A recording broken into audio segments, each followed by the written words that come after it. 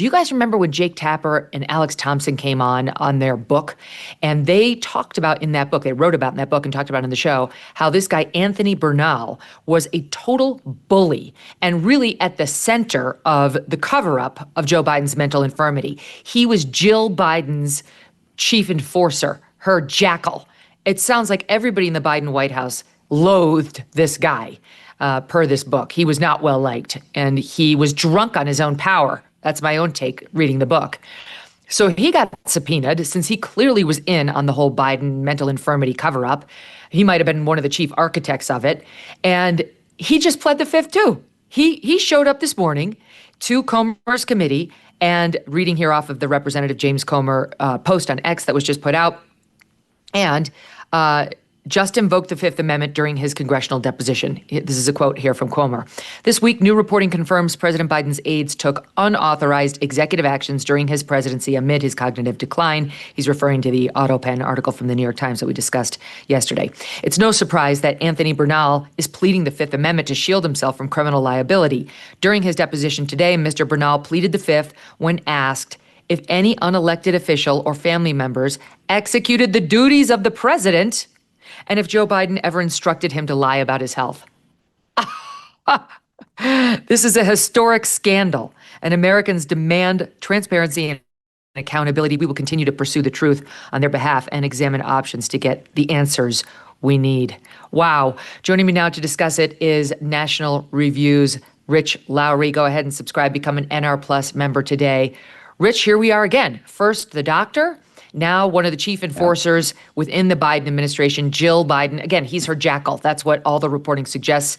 Up there will not answer the question, incredible, of whether any unelected official or family members executed the duties of president and whether Joe Biden ever told him to lie about his health. Your thoughts? Yeah, it's pretty extraordinary. My assumption was that they just lie or dance around such questions. I never imagined they'd take the Fifth, but here we are. Usually not a great sign about your health if your doctor feels compelled to take the Fifth. And those two questions are incredibly telling, right? That he doesn't feel comfortable answering those. And on the autopen controversy, Biden does this interview with the New York Times. Kind of extraordinary that he didn't do an interview with the New York Times his entire presidency. Donald Trump, who hates the New York Times, is on the phone with Maggie Haberman, a New York Times journalist, all the time. But in the course of that interview, it was damning, right? He didn't approve individually these people. He approved broad categories. So I think there's a legitimate question about whether those pardons are indeed legally valid. Do you think there's any chance these things actually get overturned? All along I've been kind of looking at the Comer investigation as a political move and a worthwhile one, but not one that's likely going to lead anywhere. I'm starting to second guess myself. Yeah, I wonder what the mechanism would be. Would a court feel empowered to just say no? Sorry, this doesn't apply. I guess it would start with the Trump administration challenging one of these pardons, right, and then getting litigation going. But we'd be in uncharted territory. I don't think they have enough based on that New York Times article. Okay, so that article was damning, but I don't think that was enough to get a pardon reversed. However, I'm interested more in this Comer lane because they're running in tandem, and so you've got the admissions to the New York Times coupled with. They're going to get Kevin O'Connor's testimony at some point. I think they're going to give this guy immunity. They don't want to put Kevin O'Connor behind bars. They want an answer to the question. Right. And his only other claim of privilege is Dr. Patient, which can be pierced by a subpoena. As a lawyer, I can speak to that. You know very well that you've got a lawyer-client privilege you have to uphold, but if you get subpoenaed to federal court, it's a different story. So this guy's going to be forced to talk. And my only question is whether, if you get O'Connor and possibly Bernal, if they give him immunity too, because again, they're not interested in putting him behind bars. They want to get the story. Whether we could wind up with testimony from two of these top guys saying, yes, I was told to lie about his health. Yes, there were civilians. This is Bernal right here today, this second guy in the middle there. And there's Griff Jenkins trying to get him on record. If you've got those guys eventually on record saying that they were in charge of the presidency and they were told to lie. Now we're talking about possibly undoing. Forget the pardons. We could go well beyond that. Yeah. Well, but the ultimate play, though, right, is transparency and just knowing the truth about what was a conspiracy against the public interest. So that you just want to get it out. I don't think Democrats are ever going to fess up to what they did. What's his name? Andy Beshear, the governor of Kentucky, was on Meet the Press last weekend. He wasn't part of this conspiracy. He wasn't close to the White House. Asked, were Democrats too secretive about this and didn't acknowledge the truth soon enough? And he wouldn't say it, right? None of them will say it. So obviously you got some journalists who've dug in, Jake Tapper and Alex Thompson, and Comer's doing good work here. Yeah. Here's Dr. O'Connor on July 9th refusing to answer. Watch. Dr. O'Connor, were you ever told to lie about the president's health? On the advice of counsel, I must respectfully decline to answer based upon the physician-patient privilege and in reliance on my right under the Fifth Amendment of the Constitution. I am not a lawyer. I must follow my lawyer's advice in this matter. Let the record reflect that Dr. O'Connor has invoked the Fifth Amendment right against self-incrimination. Dr. O'Connor, please be very clear. Are you declining to answer the question put to you solely on the ground that you believe the answer will incriminate you? On the advice of counsel, I must respectfully decline to answer based upon the physician-patient privilege and in reliance on my right under the Fifth Amendment of the Constitution. I am not a lawyer, and I must rely on my lawyer's advice in this matter. Dr. O'Connor, did you ever believe the president was unfit to execute his duties as president? On the advice of counsel, I must respectfully decline to answer based on the physician-patient privilege and in reliance on my right under the Fifth Amendment of the Constitution. I'm not a lawyer, and I must follow my lawyer's advice in this matter. Wow. And you heard the same from Bernal this morning, who sounds like a very unlikable guy. This is pretty incredible. I mean, Joe Biden's been out of office now for almost 7 months, and they're still embroiled in scandal created by him. Yeah, and that's just extraordinary to claim a fifth on that question.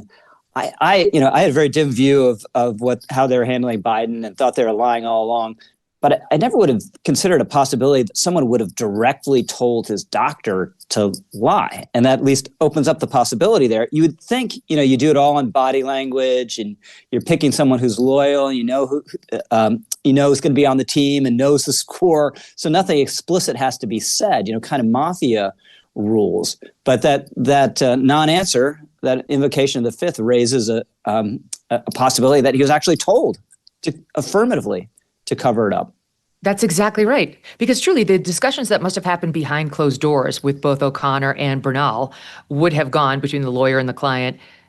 Did anybody tell you to lie about the right? And if the answer were no, God, no, nobody told me that. And no, there were no unauthorized civilians making presidential decisions, and I have nothing to hide, then you could easily walk in here. You could be combative. You could give it to Comer just as good as you were getting it. Right. They clearly do have something to hide. And I do not believe they're going to be able to keep it hidden indefinitely. Comer or somebody, Comer's enforcement mechanism is to go to the DOJ and have contempt charges brought against them, like we saw done to Steve Bannon. And if they don't comply, they could wind up behind bars, like we saw done to Steve Bannon. So I just don't think Kevin O'Connor is going to go sit in a jail cell. I think they're going to say, you will talk or you'll go to jail. On the other hand, we could offer you immunity, and then you could just give us straightforward answers. It's just a matter of time before we get to the bottom of this. Here is that a bit of our conversation with Tapper and Thompson on Anthony Bernal, who they did quite a bit of reporting on in that book. You write about this guy Bernal a lot, and you suggest, Jake, it was very tough to find anybody with a nice word to say about this guy who is Jill Biden's top person. Yeah, and he acknowledged that he had a tough reputation. He was the chief of staff for Jill Biden and perhaps the most powerful first lady chief of staff in the history of this country. He is somebody that enforced what Jill Biden wanted. And at the end of the day, one of the things that was interesting when we wrote this book and researched this book was trying to figure out why was there no discussion of whether or not he should run for re-election? Why was it just a foregone conclusion that he was going to run for re-election, especially after he had made this kind of vague promise that he would be a one-term president? And it came down to two people. one of whom spoke for Biden, that's Mike Donnellan, and the other one spoke for First Lady Jill Biden, and that's Anthony Bernal. And basically they communicated to the rest of the staff. Bernal would say, you run for 2 terms, you serve for 2 terms, you don't do 1.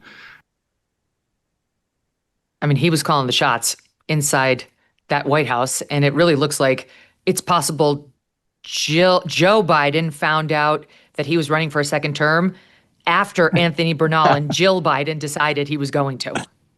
Wouldn't that be amazing? Now, it's very unusual for a First Lady Chief of Staff to have so much power, but it makes sense here because the First Lady was so influential, and she's at the center of this conspiracy. If Democrats are going to be upset with anyone, yeah, sure, they should be upset with Joe, but they should be upset more about Jill because she knew everything about his condition more than anyone else, and she could have pulled the plug and said, "No, honey," in 2023 when they were considering this. Yeah, sorry, that's not necessary yet. Pulled the plug politically and said, "We're not doing this. Sorry, we're not doing this, honey. You're not for it." But obviously, she was fully on board, trying to get him to serve a second term. Which the idea that he could have served to January 2029 is one of the most preposterous things the American public has ever been asked to believe, and they didn't believe it. Since President Trump was sworn in, his administration has made enormous progress at a breakneck pace.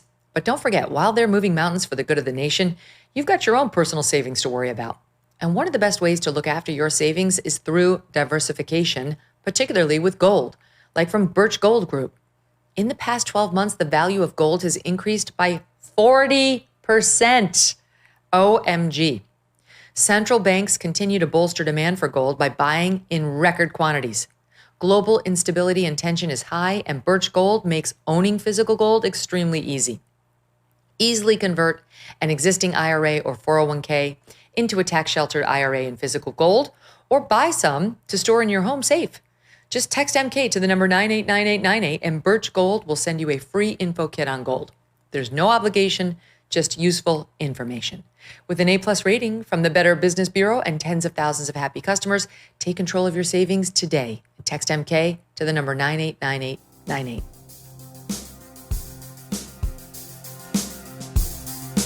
Thanks so much for watching. If you like what you just saw, hit the subscribe button for more clips and full episodes.